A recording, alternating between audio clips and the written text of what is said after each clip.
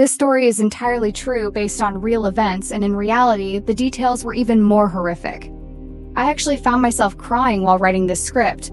The film begins with a kite flying freely over a city in South Korea. In this city lives an intelligent, curious 8-year-old girl named Sowon. Despite her young age, she's a literal genius. Every day, Sowon goes to school with her best friend Suk. One morning, she asks her mother to tie her hair to look elegant for the new school day. However, her mother is overwhelmed with housework and cooking and doesn't have a moment to spare. Noticing this, her father steps in and takes over the task, gently tying Sowon's hair. As Sowon prepares to leave, a heavy rain begins to pour over the neighborhood.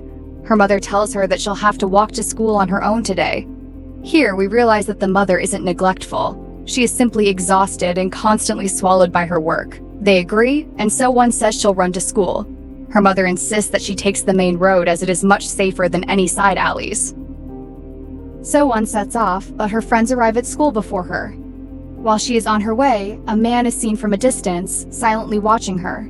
In the next scene, remember that kite that was flying so freely at the start of the film? It is now lying on the ground, soaked in water, a haunting metaphor for our little girl. A man picks it up and approaches Sowon. He starts commenting on her umbrella, saying how beautiful its color is, and asks if he can share it with her. Feeling uneasy, Sowon politely refuses, saying she is late for school. She turns and sees that she is very close to the school gates, but because of the heavy rain, all the other students have already gone inside. The streets are completely empty. The director then cuts to the next scene, a scene of absolute chaos. Broken objects are scattered everywhere. The umbrella is crushed, and Sowon's bag, shoes, and belongings are strewn across the ground. Even Sowon herself is lying in a deserted, derelict place, injured, shivering, and broken. With the last shred of her strength, she reaches for a phone to call for help. Minutes later, an ambulance arrives to rush her to the hospital. When Sowon's mother arrives, she completely collapses. Her strength vanishes the moment she sees her daughter's devastated body covered in wounds. Her body stands as a silent witness to the sheer brutality that Sowon had to endure. The man didn't just assault her, he beat her so brutally that she was on the verge of death. It was only by a divine miracle that Sowon remained alive. The doctors delivered devastating news. To save her life, they had to perform a major surgery. Due to the severe internal damage, they were forced to remove large parts of her intestines and her anus. To keep her alive, they had to perform a permanent colostomy, installing an artificial medical bag that she would have to live with for the rest of her life. This bag, which you see now, is what she will use for her bodily functions from now on. Beyond the medical nightmare, the parents were crushed under a mountain of guilt. Not because she was a burden, but because they felt they had failed to protect her. Their hearts were being wrung with grief. When Sowon finally regained consciousness, her father rushed to her side. She looked at him with her weak eyes and asked a simple, heart-wrenching question: "Did you go to work today?" Hearing this, the father felt a soul-crushing wave of guilt. He felt he had failed his promise to always be there for her. In a faint, trembling voice, Sowon asked her father to catch the man who hurt her, describing him as wearing pants with many pockets. Her father told her to try to sleep and not think about it, but she was terrified. Despite her exhaustion, she was afraid that if she slept, she would forget the man's face. She wanted justice from the depths of her soul. Even though she was only 8, her mind was far more mature than her years. Eventually, her battered body gave in, and she fell asleep. The father tried his best to hold himself together for his daughter, quietly stepping out of her room. Outside, a police officer informed them that they had located a suspect. He rushed to the station, only to be met with more frustration. The officers explained they lacked sufficient evidence to keep him in custody and needed to follow legal procedures. They were waiting for Sowon to wake up, as her testimony would be the primary evidence. When the mother heard this, she was consumed by rage and pain. She didn't want her daughter to grow up haunted by this trauma while the criminal walked free. The parents began to argue, a scene that reflects their internal collapse more than actual anger toward each other. They were two broken souls trying to stay strong for their child. Their argument was interrupted by a police officer who asked the father to go home and bring all of Sowon's toys to the hospital. Confused and overwhelmed, the father questioned the request. The officer explained that a specialized psychiatrist had been assigned to Sowon's case, and this was her request. Though confused, he was willing to do anything, absolutely anything, for his daughter. The father returns home and finds Sowon's favorite toy. He carries it back to the hospital with extreme care, seeing it as a small glimmer of hope that might help his daughter in some way. At the hospital, the specialized psychiatrist begins the first stages of treatment through play therapy to build a bond of trust. When she gives Sowon her favorite toy, a tiny faint smile finally touches the little girl's face. Slowly, Sowon's behavior begins to show signs of returning to normal. Once she begins to feel comfortable with the doctor, the questioning starts. The entire session is recorded by police officers. The psychiatrist shows Sowon a series of photos, one after another. When the photo of the man who attacked her appears, Sowon instantly shuts her eyes in pure terror. The doctor understands immediately. To ensure absolute certainty, they present a larger grid of smaller photos, shuffling the suspect's position. With a trembling hand, struggling to find the strength, Sowon points her finger at the monster who destroyed her life. With this identification, the police finally have the evidence they need to make a formal arrest. Before leaving, the psychiatrist speaks with the father. She explains that Sowon needs time and immense support to heal mentally and emotionally, even more than physically. She emphasizes that the healing process cannot succeed without the family's constant involvement. She gives him her business card, insisting he can call or visit anytime. The mother, overwhelmed by a volatile mix of anger, grief, and frustration, snatches the card and hands it back, initially refusing any help. Meanwhile, the police successfully arrest the rapist. The news spreads like wildfire. Media outlets, reporters, and TV crews swarm the hospital to cover the story. Hearing this, the father rushes to protect his daughter from the media frenzy. He knows the press will sensationalize the tragedy, which would only traumatize Sowon further. As nurses try to move Sowon to a different room, the reporters chase after them. The situation spirals out of control. In desperation, the father lifts Sowon onto his shoulders and carries her to an isolated room on a higher floor. Amidst the chaos, fear fills Sowon's heart. With tearful eyes, she asks her father with heartbreaking innocence, "Did I do something wrong?" Her father gently reassures her that she did absolutely nothing wrong, trying his best to comfort her. But as he speaks, her medical bag becomes full and begins to leak onto the bed. He quickly tries to clean it and change her clothes. Suddenly, Sowon spiraled into a state of shock, a severe panic attack triggered by her father's touch. In her mind, the trauma of the assault resurfaced vividly. Her brain began replaying the horror of that day, and she was consumed by terror. At first, the father is confused and terrified for her, but when he realizes that his own touch is triggering her memories of the monster, he recoils in agony. He stands back, trembling with a grief that shatters his heart, realizing that the scars left by the criminal are far deeper and more permanent than he ever imagined. That night, when the father visits Sowon again, he is devastated to find her hiding under the bedsheets, trembling at the mere sight of him.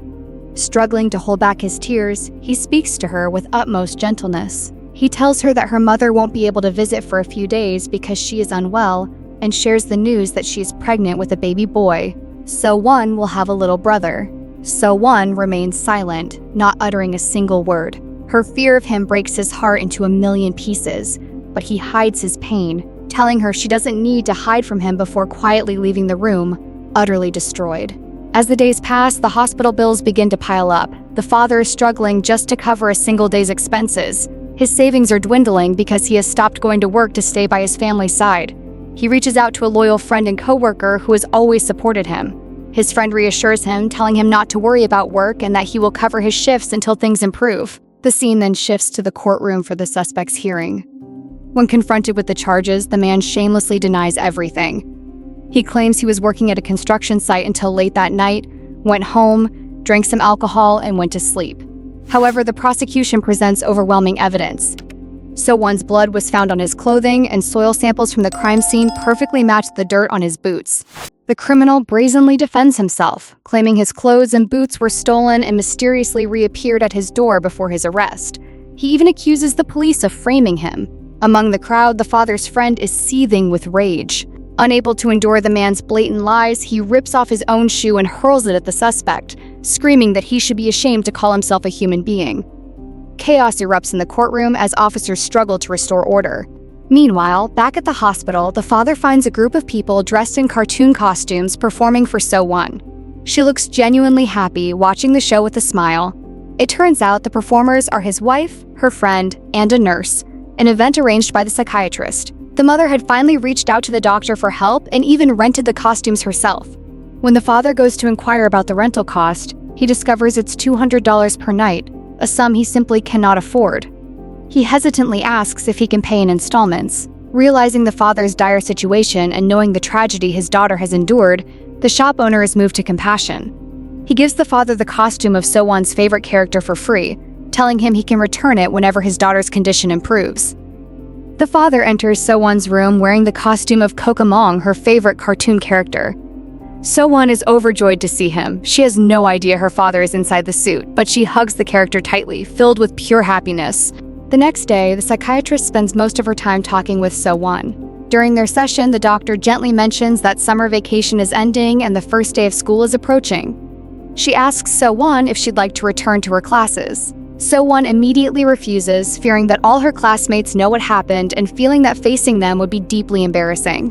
When asked how she feels about being in the hospital, Sowon's response is heartbreaking. She feels guilty. She knows her parents haven't been able to work, she sees the hospital bills piling up, and she doesn't want her family to suffer because of her. While she misses school, the fear of judgment keeps her held back. 2 days later, Sowon is finally discharged from the hospital. As her parents come to pick her up, she still avoids her father, unable to even look at him. To make her feel safe, the father installs a curtain inside the car to separate himself from her, ensuring she doesn't feel panicked by his presence.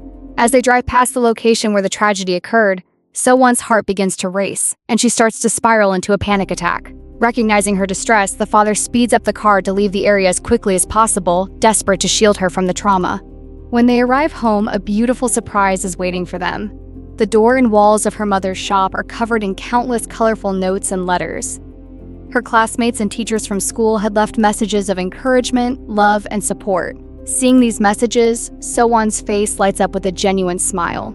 The following morning, Sowon's best friend visits her father. He is overwhelmed with guilt and bursts into tears, sobbing that if only he had walked with her to school that day, none of this would have happened. The father gently consoles the young boy, reassuring him that it was not his fault and that he shouldn't blame himself. Meanwhile, the constant flow of supportive messages and cards from her friends begins to slowly restore Sowon's confidence, making the idea of returning to school feel possible once again. The next morning, Sowon goes to school accompanied by her aunt. However, it is clear that she is deeply uncomfortable because of her medical bag. She is terrified that one of her classmates might ask her what it is, and she simply doesn't have an answer. To make matters worse, she notices her classmates glancing at her with curiosity and strangeness, which makes her confidence plummet. Just as she is about to lose hope, she spots a familiar sight, the mascot of her favorite character. It appears for a moment and then hides, instantly lifting her spirits and giving her a much-needed boost of courage. As the days go by, her father continues to appear in the costume, following her from a distance. His presence in the suit keeps her happy and eases the loneliness she feels. To further ensure her comfort, the father meets with the school principal and requests that only female teachers handle Sowon's classes, avoiding any potential triggers. To help her manage the anxiety of the medical bag, her father buys her a beautiful pink pouch and fills it with chocolates. He tells her to place it over the medical bag so that if anyone asks, she can confidently say it's her candy pouch. Her parents, especially her father, are doing everything in their power to make sure she never feels embarrassed or uncomfortable again. The next day, on her way to school, her friends notice the pouch and ask what's inside. With newfound confidence, Sowon tells them it's full of chocolates, even taking some out to share with them before continuing her walk. All along the way, her father is there, hidden inside the costume, acting as her guardian and friend. However, Sowon begins to suspect the truth. She starts to wonder if her father is the one inside the suit. She tries repeatedly to talk to the character, but there is no response. Driven by curiosity, she leads the mascot to her mother's shop and asks her mother directly if her father is inside. The mother slowly removes the heavy mask to reveal the father, drenched in sweat and exhausted from the stifling heat inside the suit. Seeing her father in this state, Sowon walks up to him with immense tenderness and begins to wipe the sweat from his face. In that powerful moment, the wall of fear and the emotional gap between them finally dissolve. Sowon feels safe in her father's presence once again. To be honest with you, at this very moment, I couldn't hold back my tears. In the next scene, the police officer calls Sowon's father with troubling news. The case against the criminal is weakening. The officer explains that the suspect is claiming mental and physical instability, asserting that he was intoxicated and remembers nothing. This legal loophole means that Sowon must testify in person to secure a conviction. Knowing the psychological toll this will take on his daughter, the father feels cornered. Driven by desperation, he visits the prison to face the man himself. The criminal shamelessly maintains his innocence, even suggesting that whoever committed such an act is lower than an animal.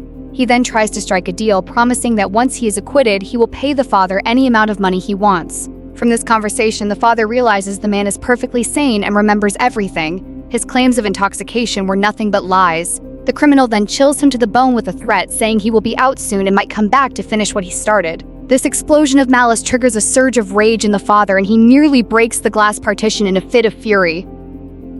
The day of the trial arrives, and Sowon is called to the stand. Despite her fear, she courageously identifies her attacker.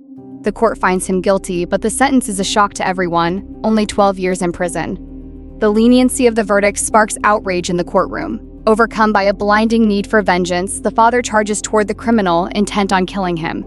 Just as he's about to strike, Sowon reaches him. She clings to her father, tearfully begging him to stop and take her home. Her love triumphs over his rage. He stops, collapses into an embrace with his daughter, and weeps. A few months later, the mother gives birth to a baby boy. Sowon finally has a little brother, and seeing him brings a rare spark of joy to her life.